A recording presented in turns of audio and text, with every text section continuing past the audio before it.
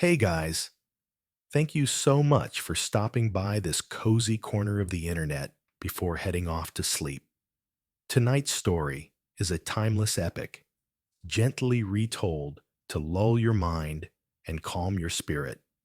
You're about to hear the peaceful, fairy tale style version of the Journey of Odysseus, a tale of courage, cleverness, and the long, winding road home after the fall of Troy. Before we dive into the waves of ancient myth and starlit memory, take just a moment to tap that like button and subscribe to the channel. It really helps us bring more soothing stories to your nights. I hope this tale helps ease your heart, slow your thoughts, and carry you into a deep, restorative sleep. So now, get comfortable. Close your eyes if you like. And let's begin the story of Odysseus and the last ember of home. When the war ended, the earth did not cheer. There were no trumpets, no dancing fires, no echoes of triumph that shook the heavens. Only the gentle sigh of the sea remained, brushing its salted breath against the broken walls of Troy. Smoke curled into the clouds like whispers of forgotten pain. And warriors, those who had lived, stood in quiet clusters, their armor dulled by blood, dust, and grief. Among them was a man whose eyes did not search for glory, but for the path home. Odysseus, king of Ithaca, stood by the shore with his dark curls tangled in the sea wind, his fingers wrapped around the leather grip of his sword, not from fear, but habit. His thoughts, far from the battlefield, wandered across the vast waters, seeking the shores of a place where olive trees whispered in the wind, and his wife Penelope still waited beneath starlit windows. 10 years of war had hardened him, not into stone, but into something deeper, flexible like bowstring, and just as ready to spring. Around him, the other kings prepared their ships for the journey home, loading them with spoils, relics, and memories they could not name. Men joked softly, their voices thin, as if afraid to disturb whatever ancient silence Troy had left behind. But Odysseus said little. His heart, though quiet, beat steadily with longing. He walked alone that final morning among the scorched ruins, the sky soft with early gold. A raven cawed from the skeletal remains of a temple, and Odysseus paused beneath it. There, carved into the stone, were symbols he could not read, yet they stirred something ancient in him, something buried beneath the war and weariness.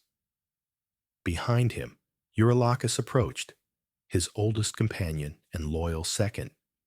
"The sea is gentle today," Eurylochus said, "a good omen." Odysseus did not answer right away. He placed his hand on the stone, felt the warmth of the rising sun against it. "Or a warning," he murmured. They departed with 12 ships, each filled with Ithacans whose eyes gleamed at the thought of home. The sails caught wind like the wings of doves, and the ships slid across the sea's surface with quiet grace. Dolphins followed for a time, leaping alongside with silver flashes, and seabirds wheeled overhead in slow circles as if guiding them. For days, they sailed peacefully under a soft sky. The waves whispered lullabies at night, and the stars spun their ancient stories above.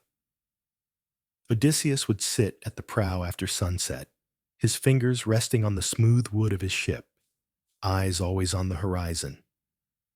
Though his men laughed and shared old tales, he remained still, listening, not just to the sea, but to something deeper, a presence, a hum in the world's breath, as if the gods themselves were watching. One evening, as the sun melted behind violet clouds, a strange stillness fell over the sea. Not calm, but the kind of silence that comes before something forgotten awakens. Odysseus rose, and his eyes narrowed at a distant shimmer ahead. It was not land, nor storm. It was something else. Land, Captain, called Perimedes, hopeful. No, Odysseus said quietly. Not land, not yet. The stars blinked slowly above, and the sea turned the color of shadows. That night, he dreamed. In his dream, a voice older than time itself whispered through a cave of stars. It spoke not in words, but in feelings, tides of memory, longing, and warning. A woman cloaked in starlight reached toward him, her eyes made of shifting seashells. You seek home, she said, but the sea remembers debts not yet paid. Odysseus tried to speak, but his voice dissolved into wind. Only through the shadow of loss will the harbor return to you, she murmured. Only with wit sharper than storm and heart steadier than stone. When he awoke, dawn had not yet touched the sea, and the water stretched out before them, silent, endless, and waiting. He did not tell his men of the dream. Not yet. Instead, he stood once more at the prow, fingers tight on the rail, eyes scanning the horizon. And somewhere far ahead, beyond monsters and goddesses, beyond songs and sirens, Ithaca waited. But the path home would not be straight. It would be a spiral, a test, a tale whispered by waves. And it was only just beginning. The sea was kind for 7 days more. Each morning arrived with skies brushed in pearl and lavender, and each night fell like a silken curtain drawn across the stars. The sails breathed with the wind's favor, and the ships danced over the waves like leaf boats on a gentle stream. The men, lulled by the rhythm of the voyage, began to sing again. Old songs of home, of wives and children, of figs ripe from the branch and wine cool in clay cups. Odysseus listened, his smile quiet, his heart both warmed and wary. He knew peace upon the sea was a gift too sweet to trust for long. And on the 8th day, the sky agreed with him. It began with a whisper, not from the wind, but the absence of it. The sails drooped like wilted petals. The oars bit shallowly into the water. The sea itself seemed to pause, holding its breath. Then the mist came, a pale fog, born not from cold, but from something older, something that tasted of memory and sleep. It rolled across the water without sound, swallowing the ships one by one until each crew stood alone in a world of white. Even the gulls fell silent. Odysseus gave no order. None were needed. Every man gripped his station with uneasy stillness. The mist thickened, curling like ghosts around their legs. Shadows passed within it, shapes tall and bent, bird-like and crawling. But when the men turned to look, nothing was there. Then the wind returned, not in gales or howls, but in strange sighs, carrying voices not their own. Odysseus, it breathed, curling around the mast. Eurylochus stepped forward, sword drawn. We should turn back. There is no back, Odysseus said, steady, only forward. And so they drifted onward, deeper into the fog, until the shape of land emerged. Not the firm brown of soil, but something ever shifting. One moment it was a low, grassy hill. The next, it was stone steps leading nowhere. Then a forest. Then a ruin. As if the island itself could not decide what it was meant to be. The ships anchored cautiously, and Odysseus led a small party ashore. The moment his feet touched the island, the mist scattered, as if drawn inward by unseen breath. Grass sprouted where sand had been. Vines curled from the air. Trees blinked into being like thoughts. The air smelled of cinnamon, then rosewater, then home. Where are we? Asked Perimedes, looking up at a sky that pulsed softly with changing colors. Odysseus only whispered, somewhere old. They walked for hours, though they could not tell how time passed. The sun did not rise nor fall. Birds chirped, then mewed, then vanished into nothing. They passed a pool that reflected not their faces, but childhood memories. Another pool reflected their graves. At last, they came to a hill crowned by a stone circle. Within it stood a woman. She was tall, not with height, but with presence. Her hair fell in braids of silver and smoke, and her eyes were too many. 3 looked forward, 1 inward, another skyward, and one seemed to see the man Odysseus would become. "You walk without welcome," she said, voice as smooth as still water. "We seek passage," Odysseus replied, bowing slightly. "The wind failed us, and the sea brought us here." "It is not the sea that brought you," she said. "It was the path you carry within." The men grew uneasy, shifting on their feet. But Odysseus stood firm. "Will you grant us leave to pass, lady of this place?" The woman tilted her head. "All who step onto this isle must offer something to be seen. A truth, a fear, a memory. Only then may you leave whole." Eurylochus frowned. "A trick. We should go." But Odysseus stepped forward. He knew better. This was not the land of reason. This was a place of echo and dreams did not bargain in swords. "I accept," he said. And the moment the words left his lips, the world shifted. The stone beneath his feet became warm, then soft, then melted into sand. He stood alone now, his men gone, the circle gone, the woman gone. He was a boy again, running barefoot through the hills of Ithaca. The wind in his hair, laughter in his lungs, his mother's voice calling from the doorway, his father's hands, firm and calloused, lifting him high. Then the dream twisted. He saw the war. He saw Troy burning. He saw the faces of those he had slain. Their eyes did not accuse, but neither did they forgive.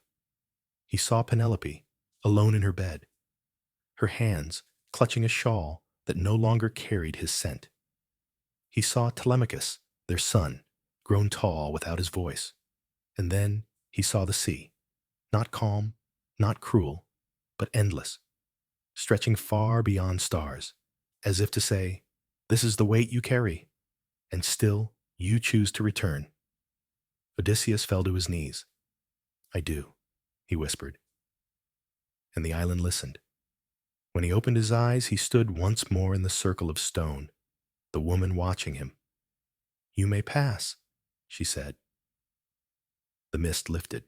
The path home shimmered again on the sea. But when he looked back, the island was no longer there. Only the water remained, and the silence.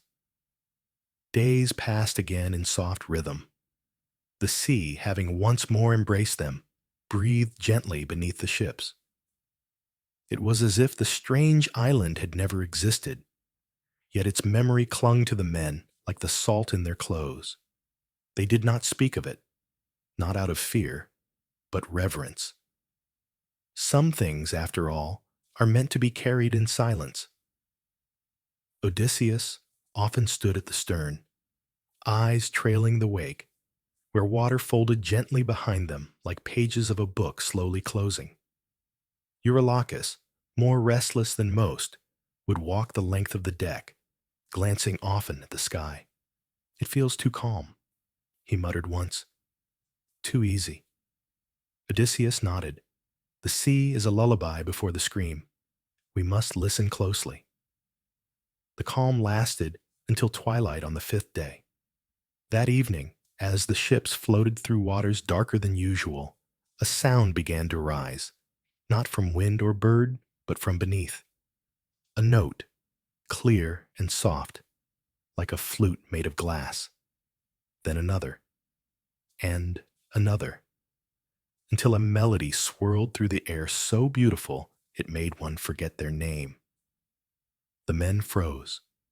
Even the wind seemed to pause, afraid to interrupt. Odysseus knew that sound. He had heard it whispered in stories told beside hearth fires in Ithaca, in tales shared by old sailors with eyes fogged by memory. It was the songs of the sea spirits, the voices of the deep, and he also knew the danger. "Plug your ears," he ordered softly. "Use wax. Use cloth. Whatever you have." The men hesitated, enchanted by the music that now curled around their hearts like silk. Some smiled dreamily, others wept, not knowing why. Odysseus moved quickly. He melted wax over a lantern's flame, pressing it into the ears of those nearest. Eurylochus helped him, though his hands trembled. Soon, the entire crew had gone deaf to the song, all but one. Odysseus had ordered himself to be bound. He stood now at the mast, arms lashed tight with rope, his ears clear. "Let me hear it," he had said, his voice calm, but his eyes shadowed. "Let me face it."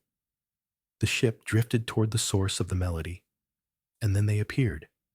Not monsters, not winged harpies with teeth like razors, but women, beautiful beyond reason, with eyes like moonlit seas and hair that floated around them like waves. They did not dance. They did not scream. They simply sang, their voices weaving tales into the wind. One sang of a land where no pain existed, where the soil gave food and the sky rained only gold. Another sang of lost fathers, returned from death with open arms.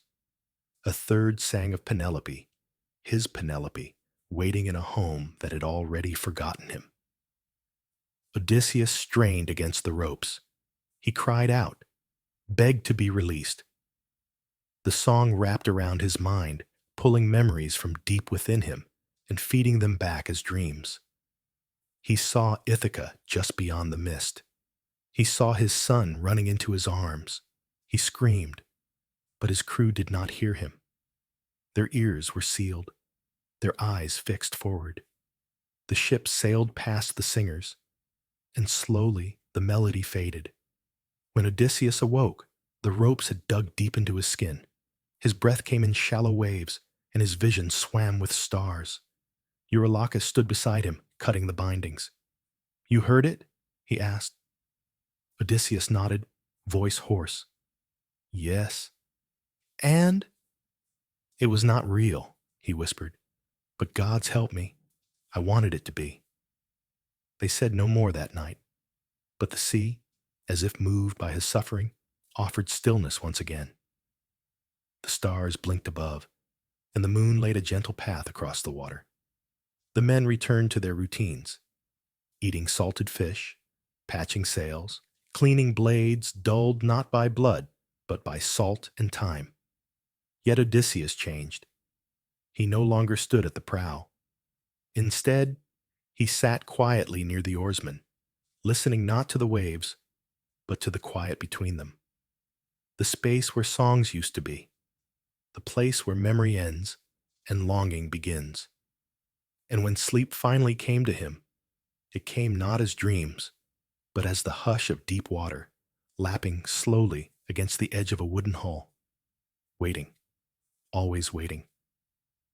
The dawn rose like a breath held too long, slow and trembling. Mist still lingered on the horizon, and the sea stretched out like glass, smooth and untouched.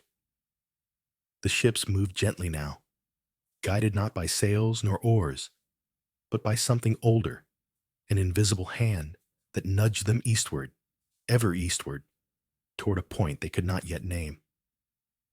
The men had grown quiet again, their songs replaced with soft murmurs and the creak of wood. Even laughter had thinned, as if the sea had taken some of it for itself. But still, they sailed. One morning, just as the stars vanished into the brightening sky, a dark shape appeared ahead. An island, high and steep, its cliffs rising like jagged fingers from the ocean. "Aeolia," Odysseus whispered, recognizing the name from tales told in his youth. The Isle of Winds. The men looked to one another. Whispers spread. This was not a place known for welcome. It was a place of breath and storm, home to a keeper who could bottle tempests and silence hurricanes. A king, not of men, but of the very air. Still, they anchored. Still, they climbed. The path to the palace was lined with wind chimes, hundreds of them, each one crafted of different metal, bone, or shell. As the breeze played through them, they sang in eerie harmonies, voices without mouths, music without mercy. The melody of storms unborn. At the top of the cliff stood a great hall, carved into the rock itself. Its doors opened not by hand, but at the will of the air. And as the crew approached, the wind gathered, tugging gently at their cloaks, as if urging them forward. The hall inside was vast and round, its walls marked with turning symbols that shifted as one looked away. In its center stood a man both old and young, his beard flowing like smoke and his eyes the color of storm clouds. "Aeolus," Odysseus said, bowing. The Wind King nodded. "Son of Laertes, man of mind and maze, you seek the way home." "I do." Aeolus raised one hand, and a gust of warm air circled Odysseus, lifting his hair, whispering past his ears. "The winds have spoken of you," the king murmured. "They carry your name across oceans. You are marked." "Marked?" Eurylochus asked quietly. "By longing," Aeolus replied, "and by the weight of a journey not yet written." Odysseus stepped forward. "Will you help us? The sea does not speak clearly, and our path is shadowed." Aeolus regarded him for a long time. Then, with a sigh like a falling leaf, he turned and moved toward a great bronze chest at the back of the chamber. It was bound with 7 clasps and sealed with cords of woven air. He opened it. Inside swirled not gold nor jewels, but winds, trapped like animals, growling, whispering, begging for release. Some snapped like wolves, others wept like children. They glowed in hues of blue, silver, and gold, shifting with every breath. Aeolus reached in and withdrew a smaller sack, bound with leather and tied with threads of starlight.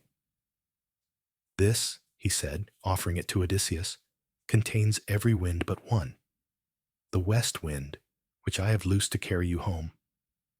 Guard this well. Do not open it, not for fear, not for pride, only when the journey ends." Odysseus bowed low, reverently accepting the sack. "You have my word." The Wind King's voice softened. "It is not my trust you need, Ithacan. It is your men's." They left the island with full sails and hearts buoyed by hope. For once, the sea obeyed. The ships moved swift and straight, skimming across the surface like birds fleeing the storm. The days passed, and Ithaca crept closer. Close enough that Odysseus, for the first time in years, allowed himself to dream not of battles or trials, but of home. He pictured Penelope beneath the olive tree, weaving at her loom. He imagined Telemachus by the harbor, watching the horizon. He could almost hear their voices, but temptation walks beside trust. And on the 12th night, as Odysseus slept, the sack lay beside him, quiet, unassuming, wrapped in plain cloth.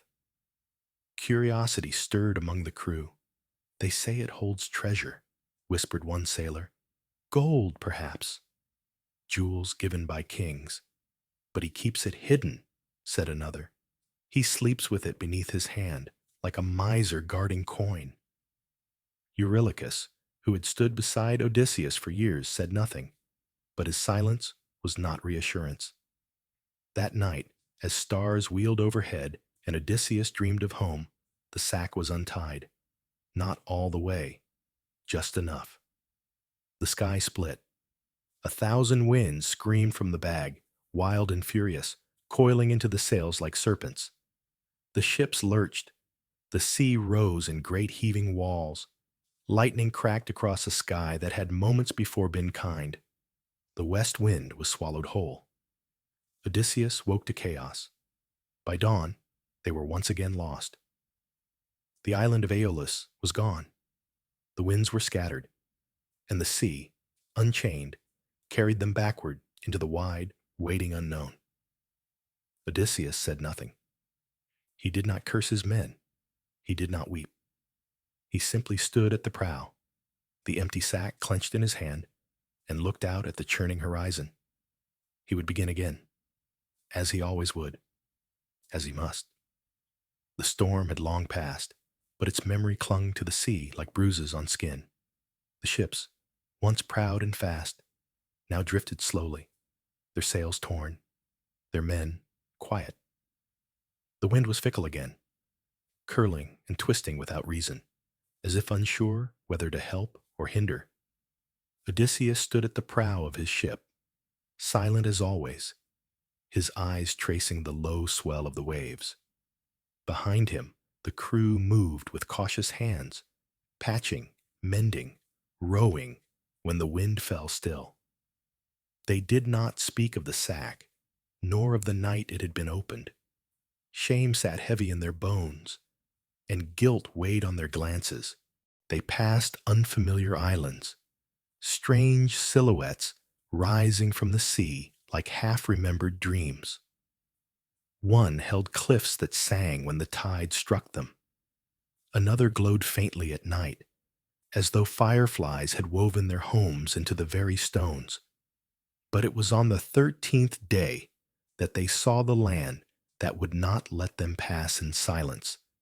It was a harsh place, rugged and sharp, with high cliffs blackened by time and no harbors to speak of.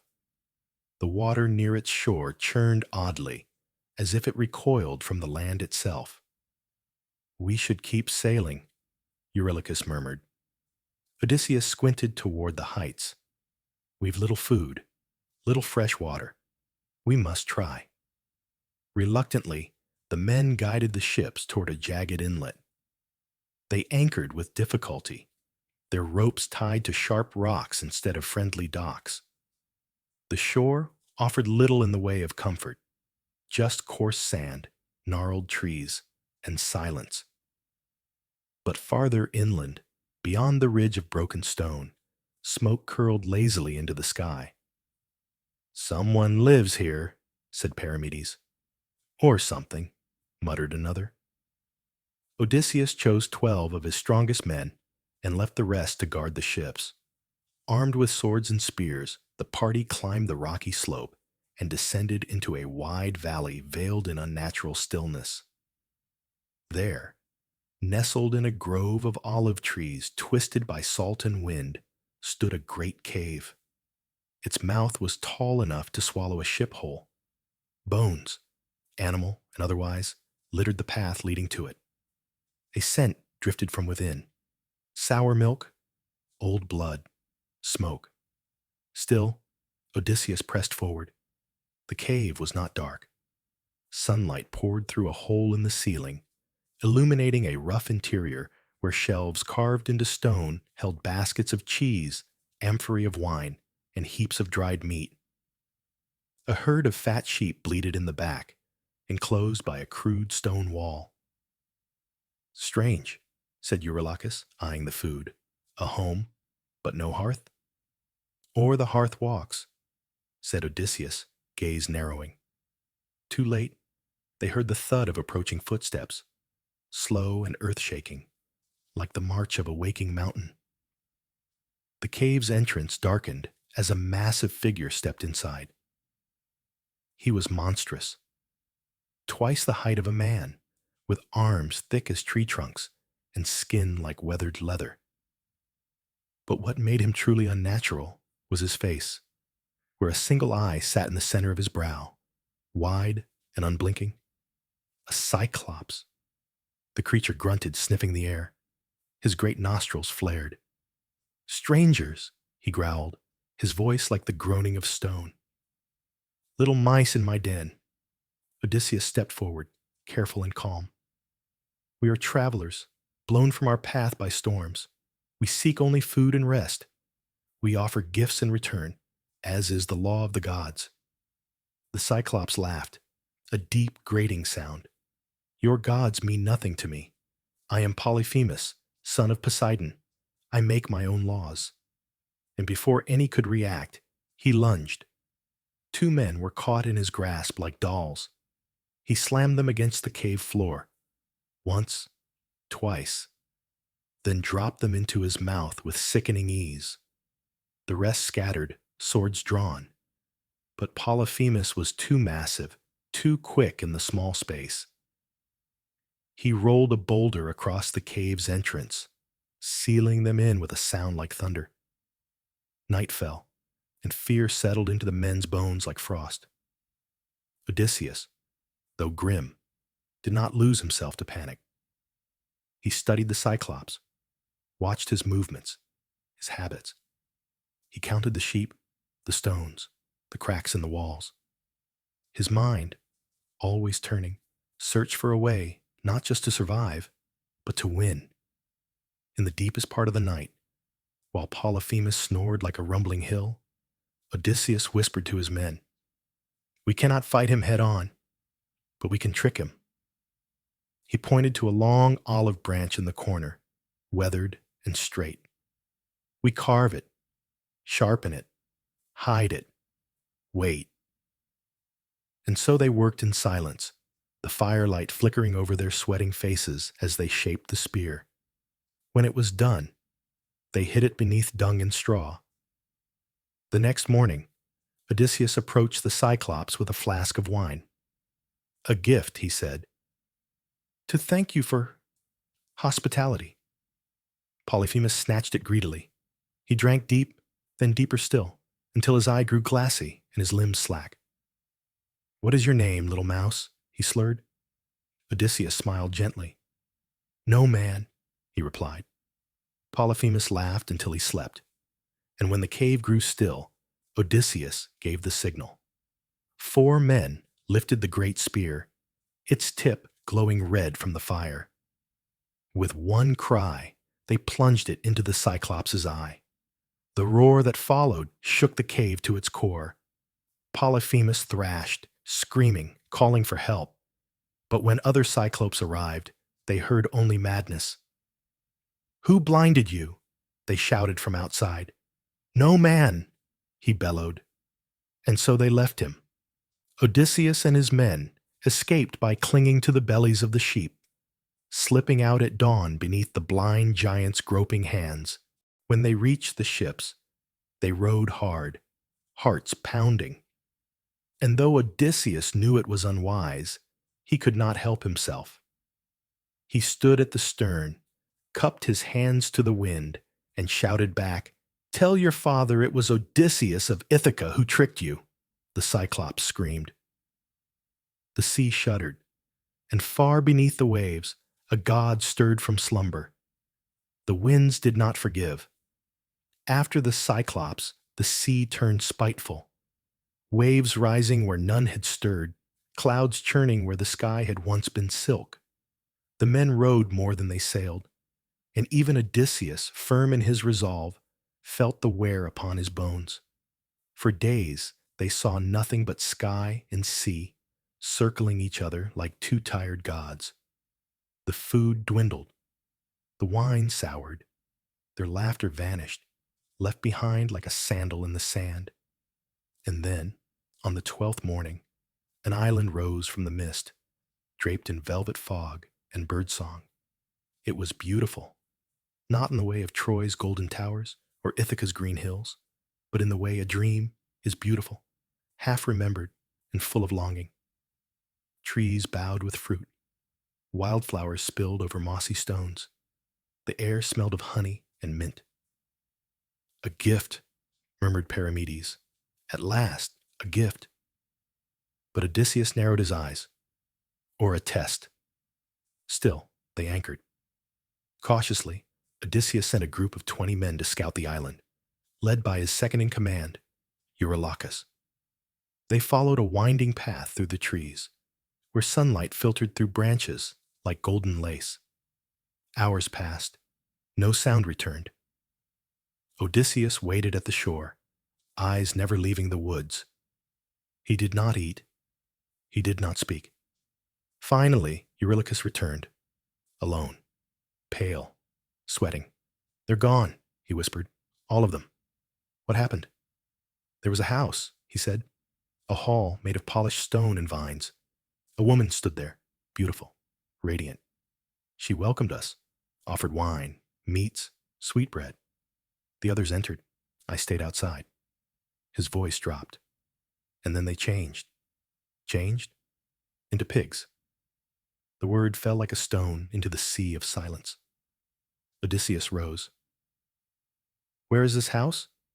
Eurylochus grabbed his arm. "Don't go. She's no woman. She's a witch." Odysseus met his eyes. "Then she shall learn what kind of man she's drawn from the sea." With sword in hand and heart steady, Odysseus walked alone into the woods. The island seemed to sigh around him, its trees leaning in, its flowers turning their faces as he passed. Even the wind grew sweet. At last, he reached the house. It stood beneath an ancient fig tree, its walls covered in ivy, its windows glowing with warm amber light. The scent of baking bread and blooming roses wafted through the air. Music drifted from within, soft, alluring, endless. And there she was, Circe. She stood in the doorway, a golden goblet in one hand, her hair cascading like a river of night sky, her eyes shimmering with knowledge no mortal should hold. She smiled, not with cruelty, but curiosity. "You came," she said. "I came to free my men," Odysseus replied. "You came," she repeated, stepping aside. "Come in then. Eat, rest. You're tired." He did not move. Circe tilted her head. "You carry no fear." "I carry only what I must." She laughed gently. "So be it." And then, with a flick of her wrist, the goblet she held turned to dust. Odysseus stepped into the hall. The air shifted, light bent. The ceiling stretched impossibly high. Tables groaned with feasts untouched. Candles burned without smoke. Along the far wall, a pen of animals snorted and shuffled. Swine, with eyes too human, too aware. His men. "I can undo it," Circe said softly. "But why should I?" Odysseus turned to her. "Because I ask it." "Is that all a king offers?" "No," he said, lowering his sword. "I offer trust." And with that, he knelt. Circe's gaze faltered. No one had knelt in 1,000 years. She reached out, touched his brow. "Strange man," she whispered. "You walk with fire in your chest and ash in your hands. So be it." She closed her eyes and sang, not words, but sounds, ancient, round, like the earth's first breath. One by one, the pigs shimmered, stretched, and became men again, gasping in confusion and awe. Circe opened her eyes. "Stay. 1 month. Rest. Eat. Let the island mend what war has broken." Odysseus hesitated, and then nodded. They stayed for more than a month. The island bloomed around them, feeding them, healing them. The men laughed again, sang, slept without dreaming. Circe showed them hidden springs, told stories of stars and gods and futures that had not yet decided themselves.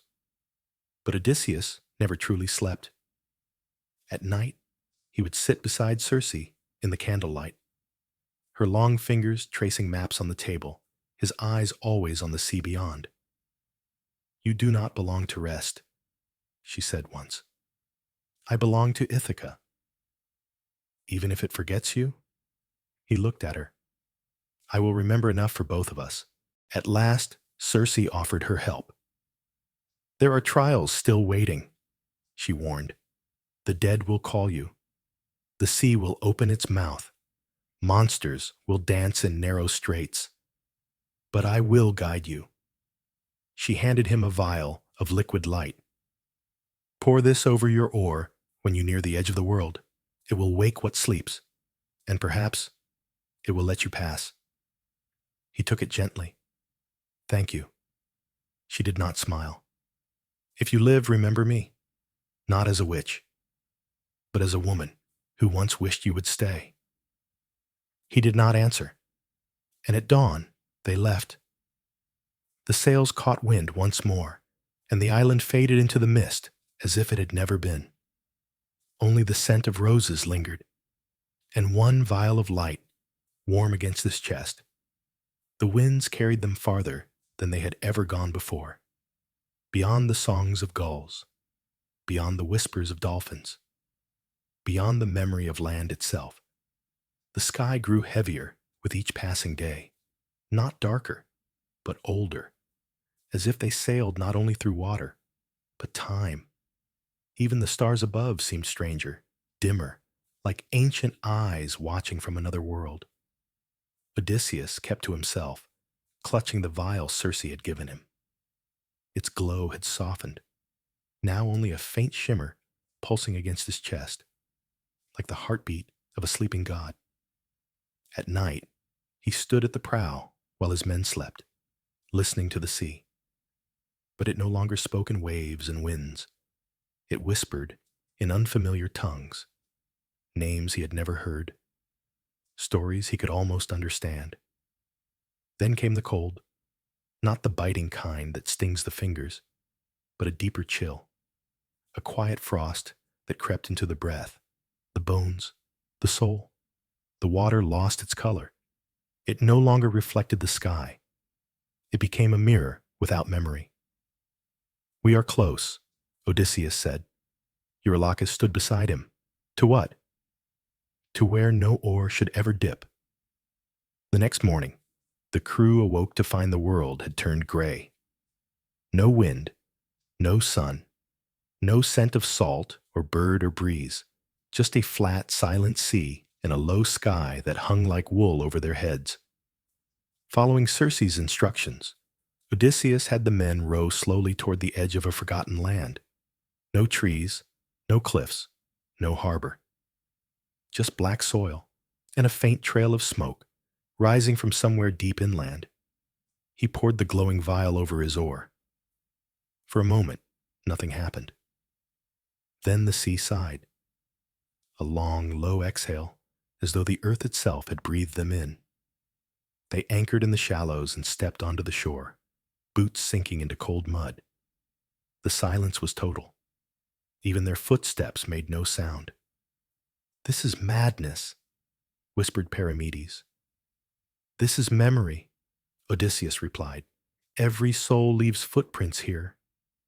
They climbed a gentle hill and stopped at a place where the ground dipped into a hollow circle, an old altar ringed by stones. There, Odysseus drew his sword and cut a shallow trench in the earth.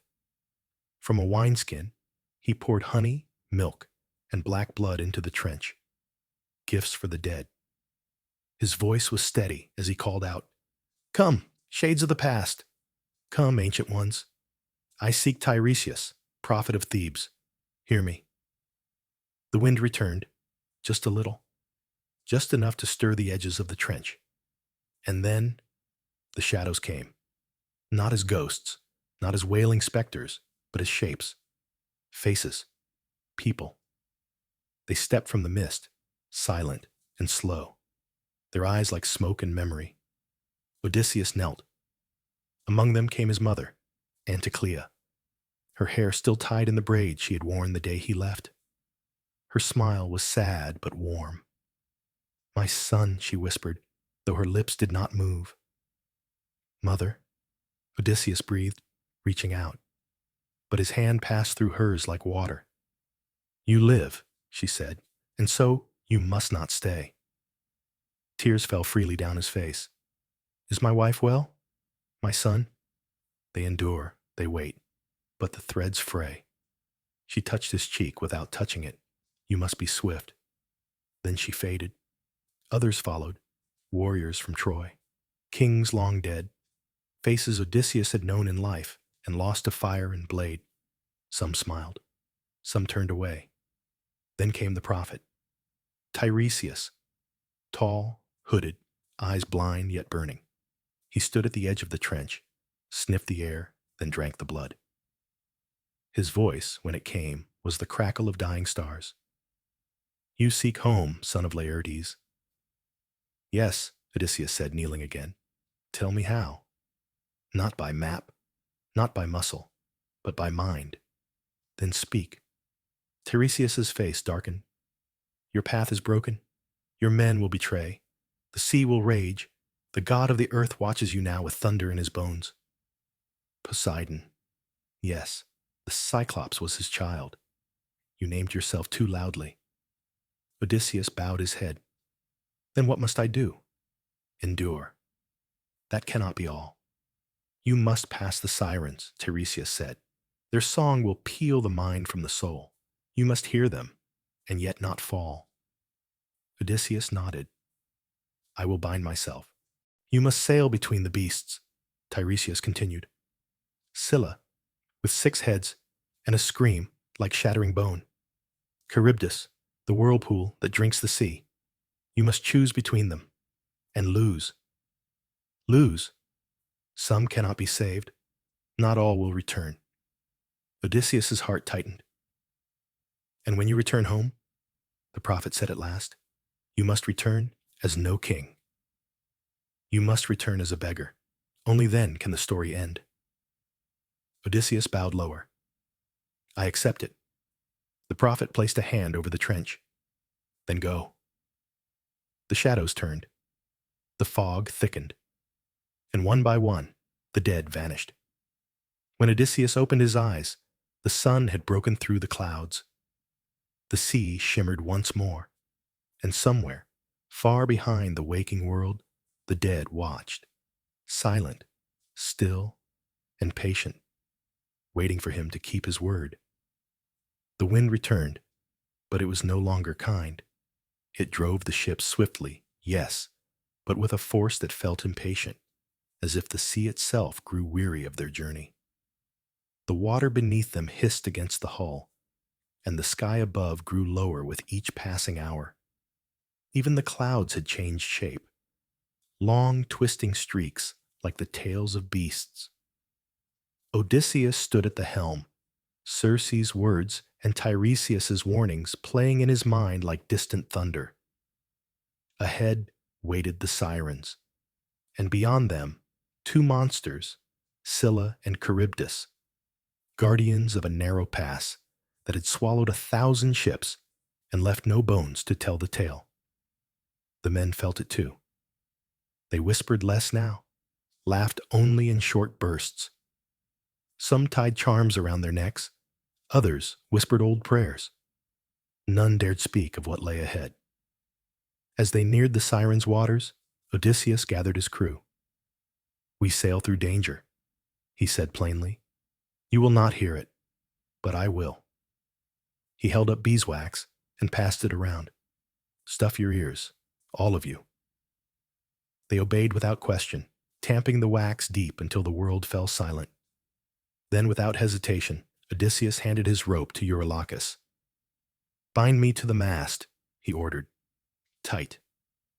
And no matter what I say, no matter what I beg, you must not let me free.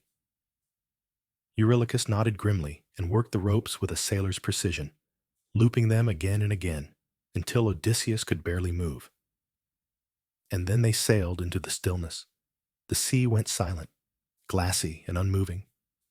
The breeze faded, even the sky seemed to pause. Then the song began. It did not come from mouths or music, it came from within. It began as a whisper of his own name, then a vision. Ithaca, golden in the sun. Penelope smiling. Telemachus running down the path to greet him. His father with arms open, alive. His mother laughing in the courtyard. The sirens sang not to the ears, but to the soul. They sang of peace, of fulfillment, of a home already found. Their voices promised an end to the wandering, an escape from the weight of memory. Odysseus cried out, struggling against the ropes. He begged, he wept, he screamed. But his men could not hear him. Their eyes fixed forward, their hands steady on the oars. And still the song rose. It promised more than comfort. It promised truth. It showed him the map of the stars and whispered the secret names of gods. It said, "You have done enough. Let go. let go. But Odysseus, heartbreaking, did not.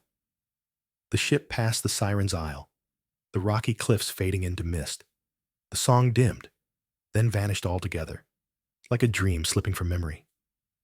His limbs shook, his throat was raw, but he was still there, still bound, still Odysseus. When the wax was removed, the men looked to him with awe. He said only, "Row," and they did. But peace would not last. Ahead the sea narrowed. The cliffs rose on either side like jaws, sharp and steep. One side thundered with the sucking roar of Charybdis, a whirlpool that swallowed whole swaths of ocean and vomited them back in fury. The other side crouched Scylla, the many-headed beast, her snarls echoing from the rocks above. "There is no path without loss," Odysseus murmured. "He chose Scylla. She will strike, but not destroy the ship. Charybdis swallows all." He ordered the men to row close to her cliff, as close as they dared. The sea bucked and hissed, but the men held course. Then it came. 6 heads, each with eyes like coals and teeth like shattered bone, lunged from the rock. They struck fast, cruel, and without warning. 6 men were taken. Their screams rang out once, then never again. The others rowed harder, tears streaming, voices silent. Odysseus did not weep. He watched. He remembered. He mourned, but only when they were safe. When they cleared the strait and the cliffs fell away, the sea softened again. The wind picked up, gentle and forgiving. The sun peeked through veils of mist, as if nothing had happened. But it had. They had passed and paid. That night, as the stars returned, Odysseus sat alone at the edge of the deck. He thought of the men who were no longer beside him. He thought of their families, of their songs, of the way they had laughed before the sea had grown teeth. Eurylochus joined him but said nothing. Only the waves spoke now, their hush steady and low like a lullaby for the dead. Odysseus closed his eyes, not in sleep, but in memory. And far ahead, Ithaca still waited. They had no map, no signs, no stars, only wind and memory. And memory, Odysseus knew, was a poor navigator. After the loss to Scylla, the men spoke little. They sat in circles at night, staring into the flickering flame of a lantern, as if hoping it might tell them something the sky refused to say. Some carved shapes into the wood of the deck. Others hummed old lullabies, not for comfort, but for remembrance. The sea, for a time, was merciful. It bore them across smooth waters and under skies that glowed with sleepy gold. But no land came. No ships passed. Even the birds, so often messengers of nearby coasts, had vanished. They sailed through stillness deeper than silence. Until, one morning, land appeared on the edge of the world.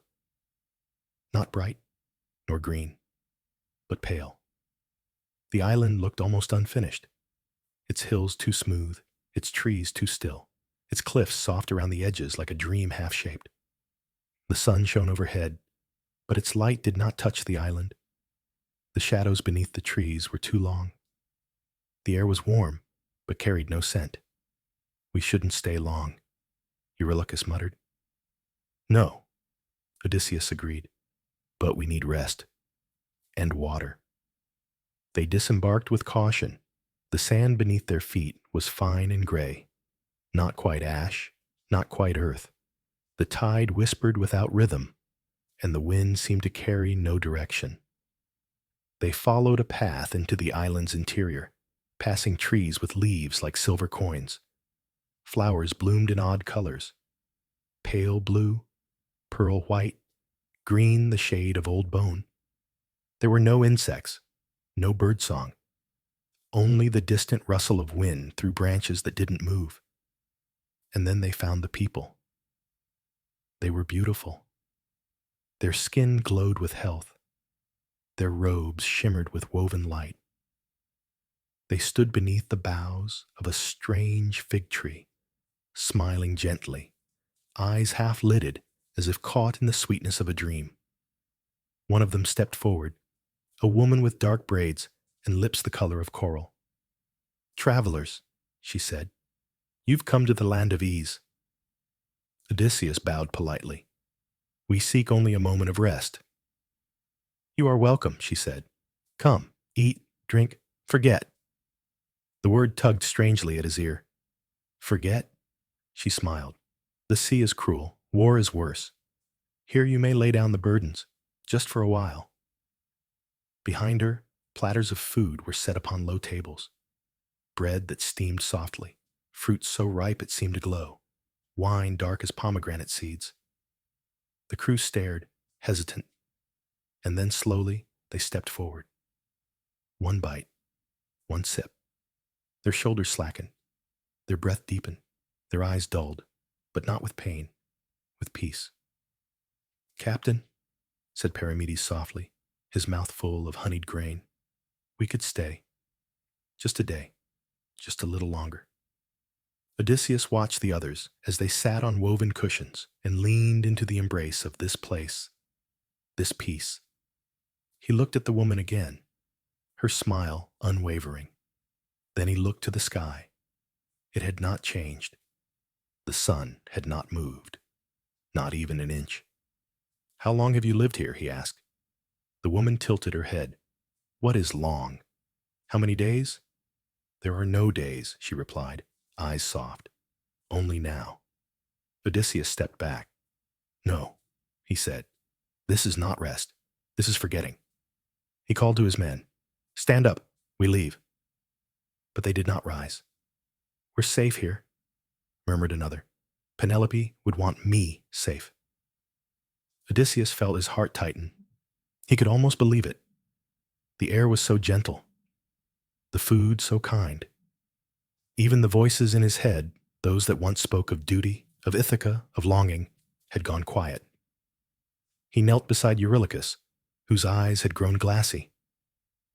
"You must remember," Odysseus whispered, "the olive trees of Ithaca, the scent of home, your son's laugh, your wife's voice. Do you remember?" Eurylochus blinked. Something flickered behind his eyes. "My boy," he said faintly. "Yes," Odysseus pressed. "His name. Say it." "Oh, Orestes." And like that, a crack appeared in the enchantment. Odysseus stood, back to the ship. "Now, while you still know who you are." He dragged the men to their feet, one by one. Some wept, some screamed, but he did not stop. The beautiful people watched silently, their smiles still warm, but no longer inviting, more like masks. At the shore, Odysseus forced the men into the boat. They rowed, clumsily at first, then faster as breath returned to their lungs. The island shrank behind them, and still, the sun had not moved.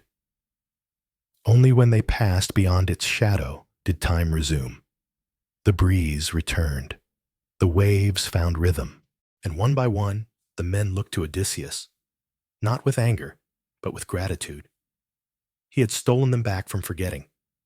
As dusk fell, and real stars blinked above, he sat alone once more, not to sleep, not to dream, but to remember. The island of forgetting lay far behind them now, lost beyond the mist and stillness. But its weight lingered, even as the sea welcomed them again, with rolling tides and patient winds. There was a hush among the men, a softness to their voices, a gaze that drifted too long on the horizon. Memory had returned, but not without leaving shadows in its place. Odysseus, more than anyone, felt the burden of names.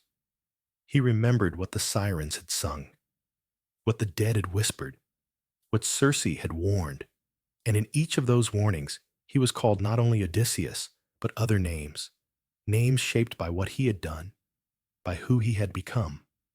Wanderer, trickster, warrior, liar, king. He wondered sometimes which name Penelope would speak when she finally saw him again, if she still would. One morning, as the sea sparkled beneath a rare blue sky, they passed an island shaped like a sleeping lion. No harbors, no smoke, no life. The men rowed in silence, their eyes on the waves, each one alone with his thoughts. Then a voice rang out, "Hail, sons of Ithaca!" They turned to see a raft, weathered but sturdy, bobbing nearby. A man stood at its center, his arms wide, his face tanned and smiling, his hair wild like tangled wheat. He wore no armor, no crown, only a simple cloak and a necklace of polished shells. "I am Phoros," he called, "friend to all who sail." The crew hesitated.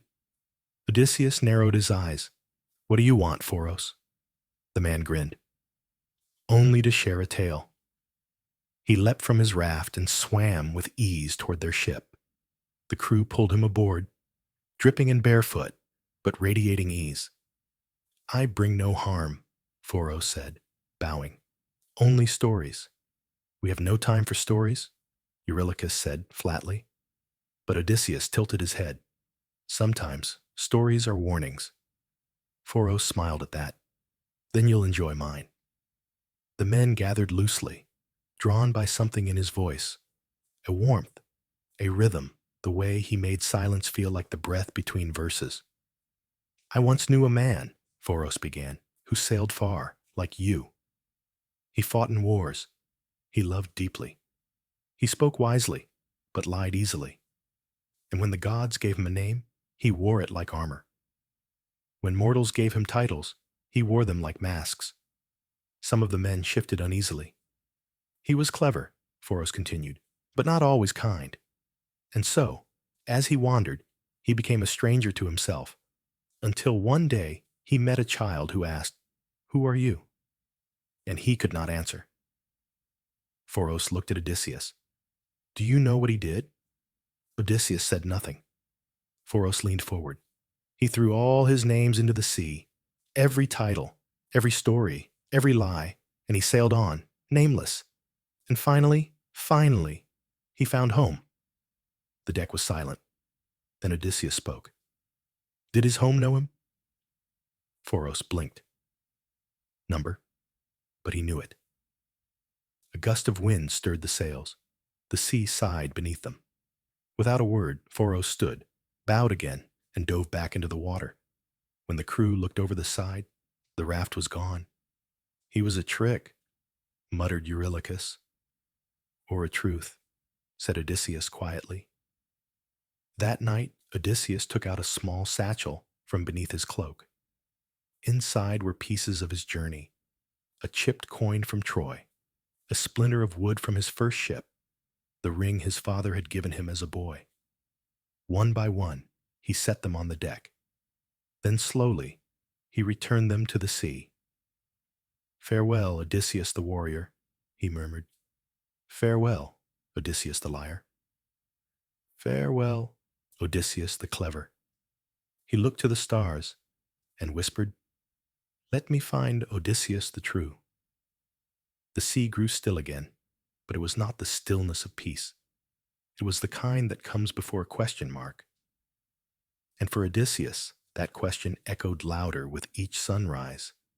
What remains of a man who has given everything to return? After Phoros vanished, the crew seemed unsettled in a different way, not by fear, but by reflection. They were not the same men who had left Troy.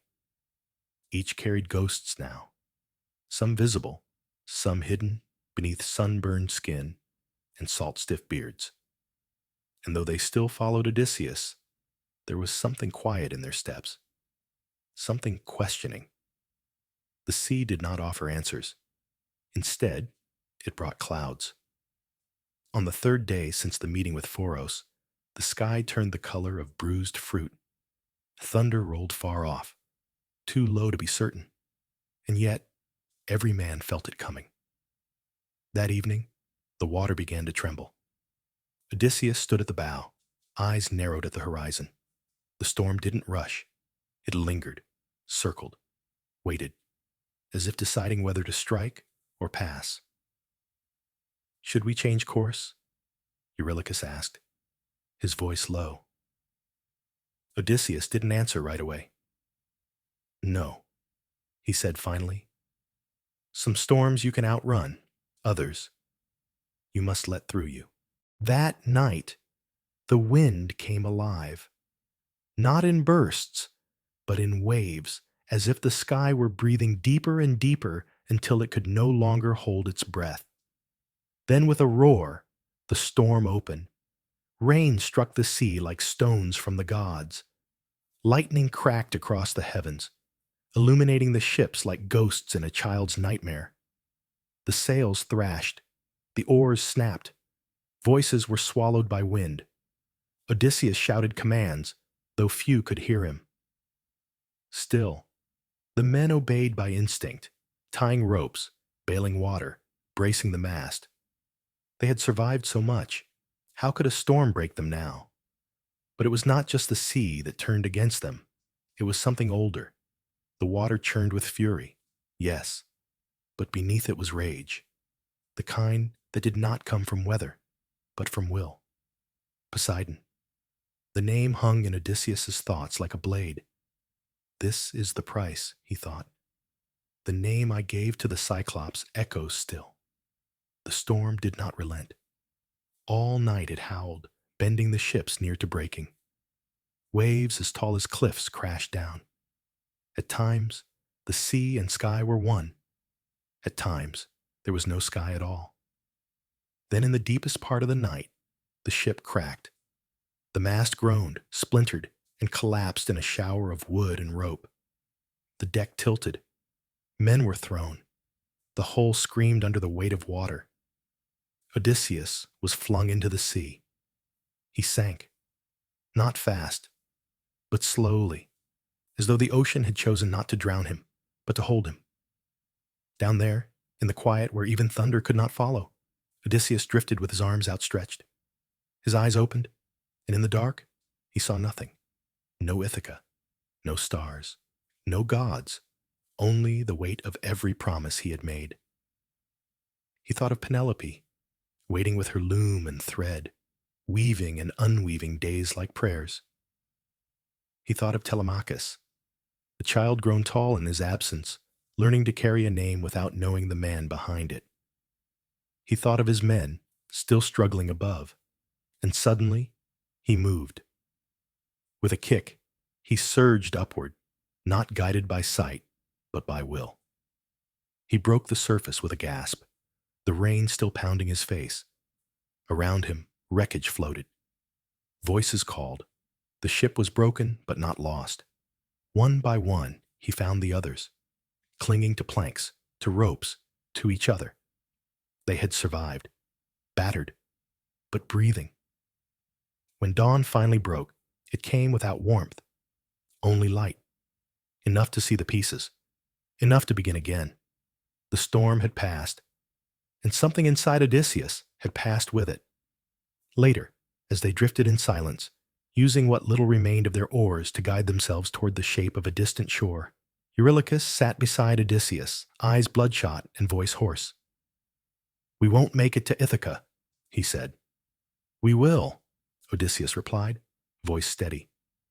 "You always say that." "Because it's always true." Eurylochus turned to him.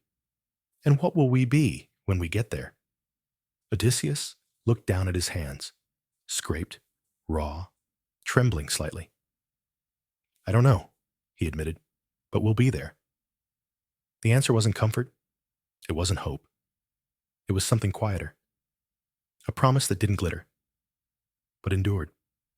And as the shore slowly grew nearer, Odysseus whispered to the wind, not in challenge, but in gratitude. "Thank you for not killing us," he said. The breeze replied by brushing his face, soft as a mother's hand. And he smiled. For the first time in many days, he smiled.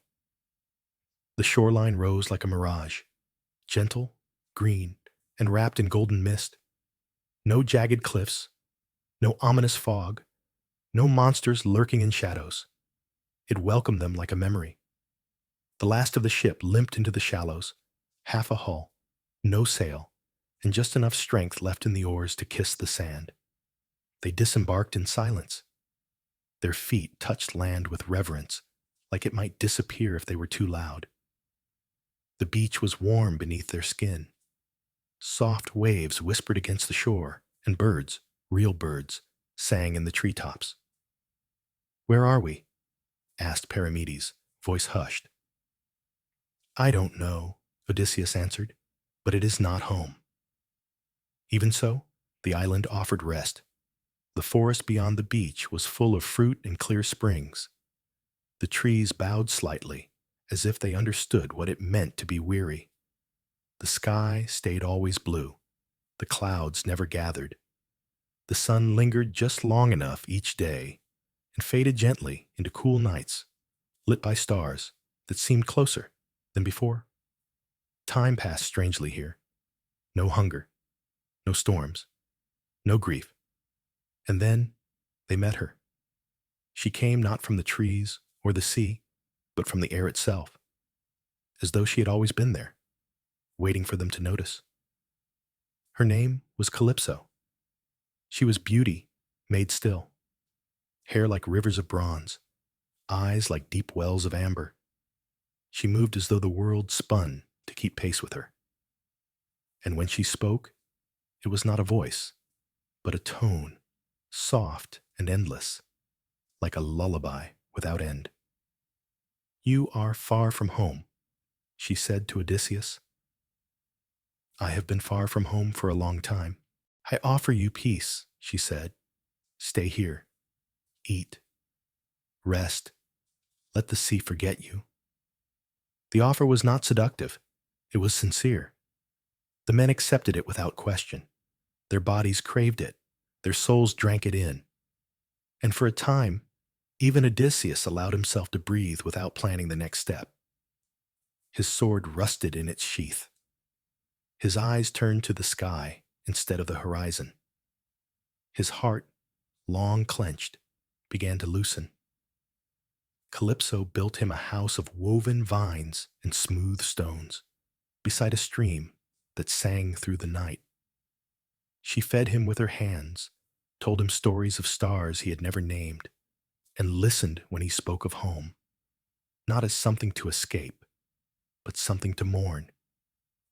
She never asked him to love her, but she did not hide that she hoped he would. And Odysseus, though his heart remained tethered to Ithaca, came to feel something for her, not desire, but a kind of ache. A recognition of two souls, both caught in the middle of forever and not yet. He stayed longer than he should have, not because he forgot, but because remembering hurt. One night, as the moon hung low and the stream murmured beside him, he sat outside his shelter with Calypso. "You are healing," she said. "I am slowing," he replied. "Is that not the same?" Odysseus looked to the sky. "There's a woman in Ithaca," he said. "Her hands are calloused from weaving. Her eyes carry years she shouldn't have borne alone. She waits, and she wonders if I'm dead." Calypso's gaze fell to the ground. She did not argue. She only whispered, "She is strong, then. She is the reason I am still me." Calypso stood. She walked to the water's edge and placed her hand upon the sea. The waves responded, rising gently, glimmering beneath her touch. "She must be," Calypso said, "if I cannot keep you." Odysseus rose. "You never tried." She smiled faintly. Number the eye only hoped. The next morning, Calypso brought him to a cove he had never seen before. There, a small boat waited, new, perfect, carved from trees that no longer grew anywhere else. "This will carry you," she said, "as far as the gods will allow." The men gathered beside him. Each of them changed. Not broken, but reshaped. They loaded the boat with what little they had left. Before they left, Odysseus turned to Calypso. He placed his hand over his heart. "I will remember you," he said. She touched his cheek. Then go, she whispered, before you don't. And so, they left the island of stillness. The waves carried them once more. Not quickly, not easily, but with direction. That night, as the stars returned, Odysseus sat at the stern and let the wind play through his hair. Eurylochus joined him quietly. Was she a goddess? He asked. I think she was more than that, Odysseus replied. She was temptation made gentle. Did you love her? Odysseus did not answer right away. I loved what she gave me, he said, but not more than what I must return to. The wind stirred the sail, the stars blinked. And far ahead, faint as breath, Ithaca waited. The sea had changed, not in its face, which still rippled under the wind like a great breathing thing, nor in its voice, which still hummed through the planks of the ship, but in its mood. It no longer tested them, no longer teased or tempted or struck with fury. Now, it simply carried, like a father guiding his son home after a long journey. Odysseus sat at the stern, the sun warm on his back, eyes tracing the horizon. His beard was fuller now, streaked with gray. His arms were lean and scarred. His voice, when he used it, was quiet. He had passed through storms, monsters, memory, and mourning, and what remained was not the Odysseus who left Troy, but something leaner, sharper, truer. Beside him, Eurylochus dozed with his head against a coil of rope, lips slightly parted. The other men murmured softly, or slept beneath blankets. None of them spoke of the destination, but all of them felt it. A pull, like gravity, like breath returning after a long silence. And then one morning, it rose from the sea. Ithaca, not golden, not glorious, but real, a line of green hills, the dark smudge of olive groves, white cliffs like broken teeth. And somewhere, hidden among them, a house built of stone and memory. No man spoke. They only looked and breathed.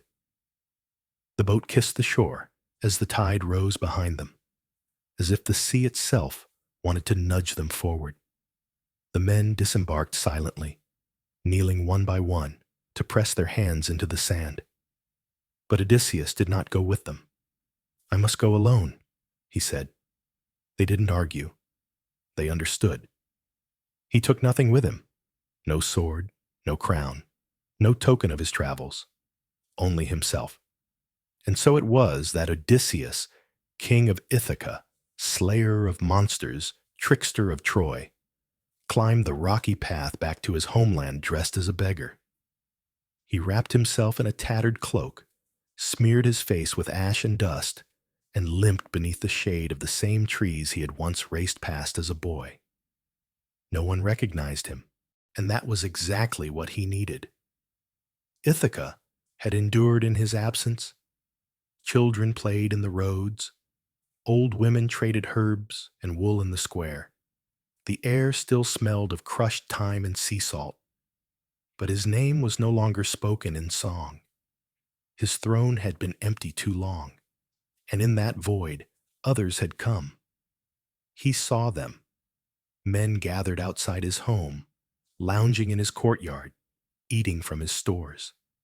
Suitors they were called, nobles from neighboring lands who believed Odysseus dead and sought his wife's hand, not for love, for power. They laughed, they drank, they mocked, and Penelope, he learned, had endured them all, with cleverness, with patience, with quiet fire. Each day she had woven a burial shroud for Laertes, Odysseus's aging father, and each night, in secret, she unraveled it, delaying the marriage, delaying the end. For years, this had been her rebellion, a loom of hope stretched thread by thread, and still they pressed her. Still, she waited. Odysseus felt his throat tighten when he heard it. She had believed. All this time, she had believed. He went first to his old friend, Eumaeus the swineherd, loyal, quiet, kind. The man offered food and shelter, without knowing his guest's name.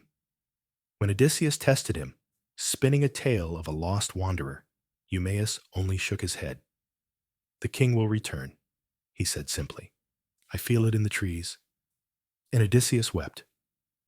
That night, he lay beneath an old olive tree on the edge of the palace grounds. The stars blinked gently above, and the wind rustled the leaves like a lullaby. He pressed his hand into the earth and whispered, "I'm home." But home was not a place. Home was a truth, and truths must be faced. The morning came soft and blue, with a breeze that carried the scent of olives and hearth smoke. Odysseus rose from beneath the ancient tree, the roots still warm from the night's slumber, and stretched his arms like a man reborn. The path ahead wound between the same trees he had once known as a boy. Gnarled trunks, silver leaves, earth packed hard by the feet of generations. But now he walked it barefoot, limping slightly, head bowed, not because he was weak, but because he needed the world to believe it. In Eumaeus's small stone hut, a fire crackled quietly.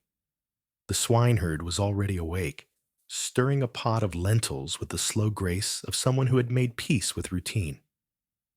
"You didn't leave," Eumaeus said, without turning. "You offered shelter," Odysseus replied, voice coarse from the sea and sleep. Eumaeus chuckled. "Few wanderers stay the night under a prince's olive tree." Odysseus smiled faintly. "Perhaps I am not a prince." "Perhaps," said the old man, passing him a bowl. They ate without speaking. In the silence, the warmth of the stew seemed to speak for them, of shared understanding, of quiet trust that needed no explanation. Then the door creaked. A tall boy stepped into the hut, his frame lean but strong, his face sun-browned and serious, his eyes— Odysseus felt his breath catch. "Eumaeus," the boy said. "Who's this?" "Just a traveler," the swineherd replied, "one with good manners." The boy nodded warily and sat by the door, removing his sandals. His fingers were roughened with work. A short blade hung at his hip. "Your son?" Odysseus asked. Eumaeus laughed. He's the prince. Telemachus, son of Odysseus." The name hung in the air like a forgotten melody. Odysseus turned slowly to face him. "So, you're the son," he said. Telemachus looked up, confused, but calm. "Yes. And you?" "A man who's traveled far to see if kings still live in Ithaca." Telemachus's eyes narrowed. "They don't. Only men pretending to be." Odysseus swallowed. His voice softened. "And what of your mother?" "She endures." "Does she believe your father lives?" The boy hesitated. "She hopes," he said. "But hope fades when the world does not listen."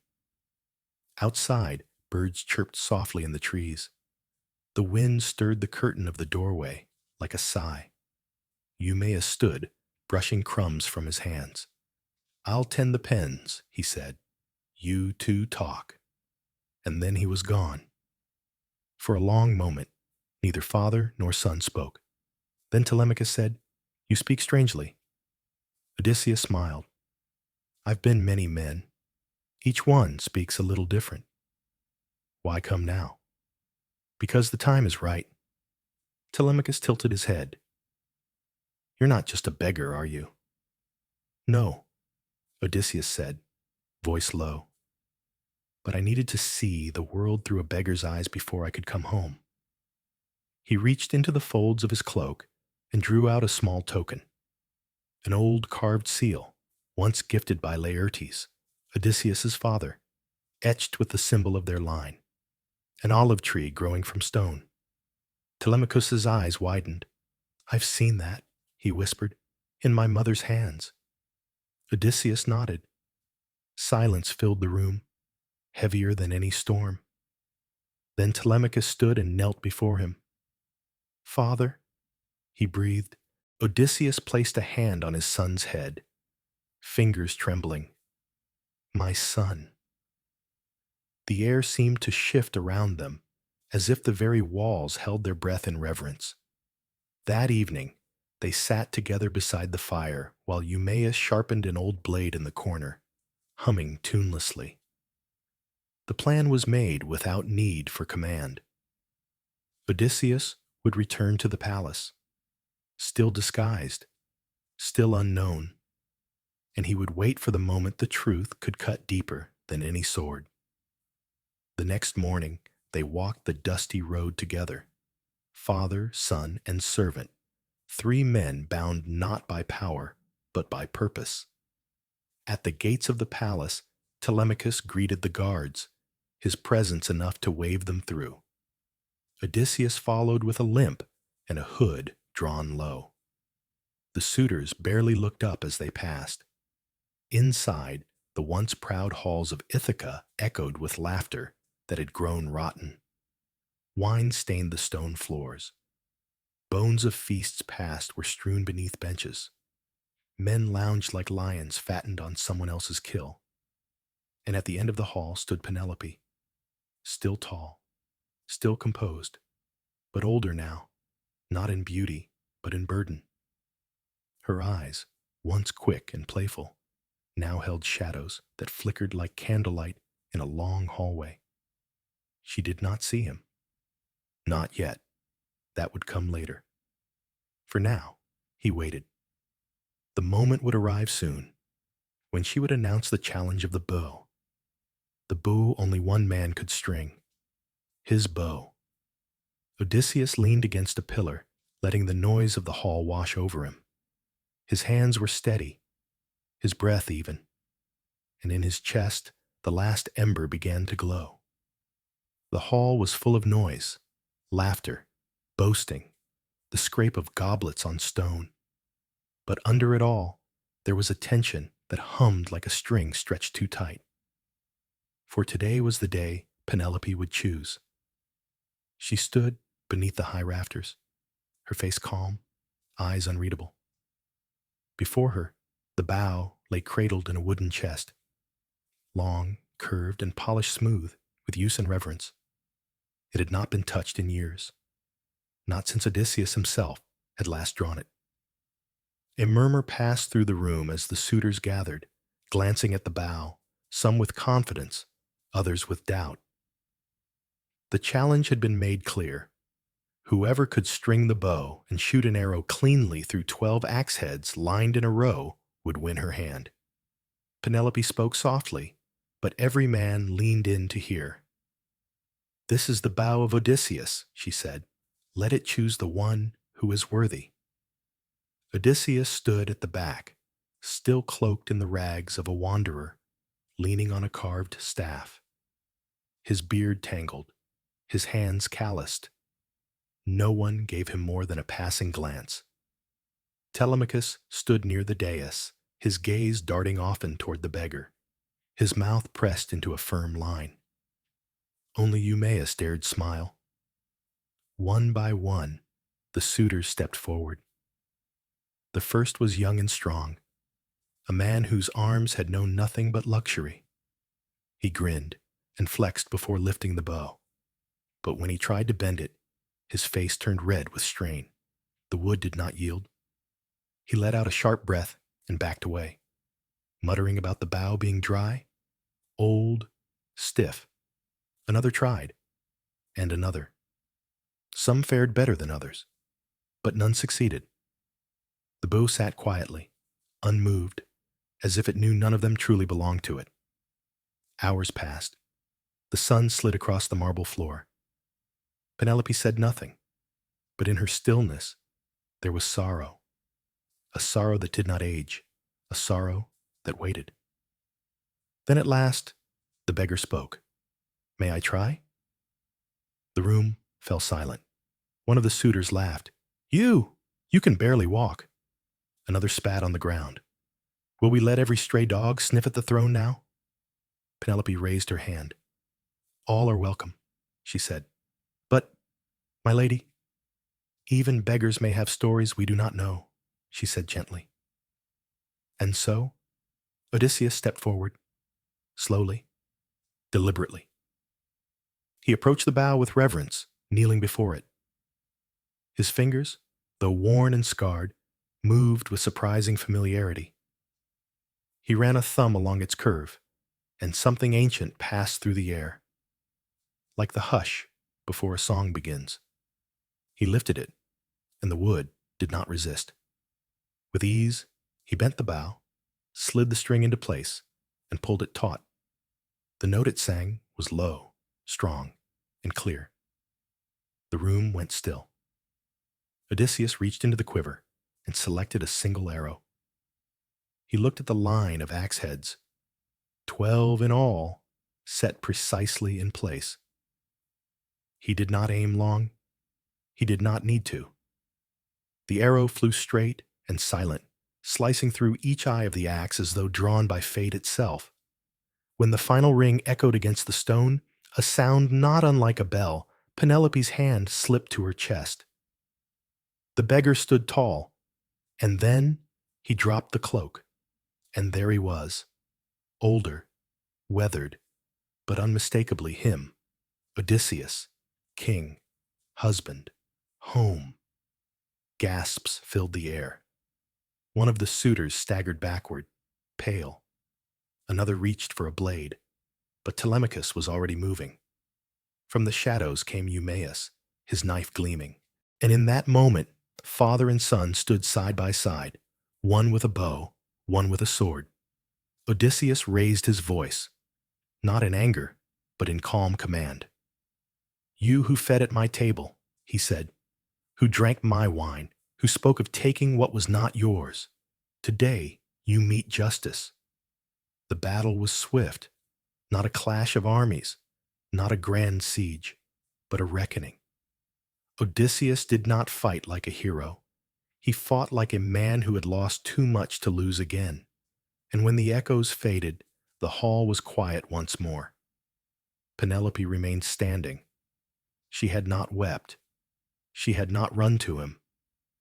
She looked at the man before her and said only, 'If you are truly Odysseus, tell me something no one else could know.' Odysseus stepped toward her slowly and spoke the secret of their bed, the one carved into the trunk of a living olive tree, unmoved since the day he had built it with his own hands. Then she wept, and he took her into his arms, and neither said anything more. For words are poor companions when hearts remember. That night, the palace lit no torches. Only the stars bore witness to what passed within. And in the quiet, the last ember did not burn out. It glowed. The dawn rose slowly over Ithaca, touching the white walls of the palace with golden fingertips. The sky, clear and pale, stretched wide above the hills, and a soft mist curled along the olive groves, like breath still lingering from a dream. The palace, once filled with strangers and noise, now stood in silence. Not the silence of emptiness, but of peace. A silence earned. Inside, Odysseus sat by the hearth. The fire had been lit, though the morning was warm, not for heat, but for memory. He watched the flames dance gently, as if remembering the way his mother once tended them, the way Penelope wove her stories in firelight. She sat beside him now, not leaning against him, not touching, but present. That, for now, was enough. Between them, a bowl of pomegranate seeds lay untouched. Between them, 20 years of absence flickered and settled. Outside, Telemachus stood beneath the olive tree. He was speaking with Eumaeus, who nodded often but said little. The old swineherd had always understood the power of few words. Telemachus no longer needed guidance, but he still listened, which was the mark of a good man, and someday a wise king. Odysseus watched them both through the open doorway, eyes soft, lips curved just slightly. His hand rested on his knee, calloused fingers tracing a small, invisible circle in the fabric of his tunic. "I thought I'd forgotten your face," Penelope said. He turned to her. "But I never did," she added quietly. "It just waited in the corners of things, in the way Telemachus stood, in the wind through the olive branches, in the smell of salt on wool." Odysseus reached for her hand. This time, she let him take it. They sat that way as the fire crackled, as morning drifted into afternoon, as the weight of years slowly dissolved into presence. When Telemachus entered, he smiled at the sight of them. "I'm going to visit Laertes," he said. "He'll want to know." Odysseus nodded. "Take Eumaeus. He deserves to see joy." And then the boy, no, the man, was gone, and Odysseus was left alone again with the woman who had waited longer than anyone should have to. "You'll rebuild the court," she said, not as a question. "I will," he replied. "You'll make peace with the families of those who fell here." "I will." "You'll rule again." "I will try." She looked at him, studying his face as if learning it anew. "And you'll stay this time?" Odysseus smiled. "I have nowhere left to go." Later that day, he walked the edges of his land. The paths were familiar, yet changed.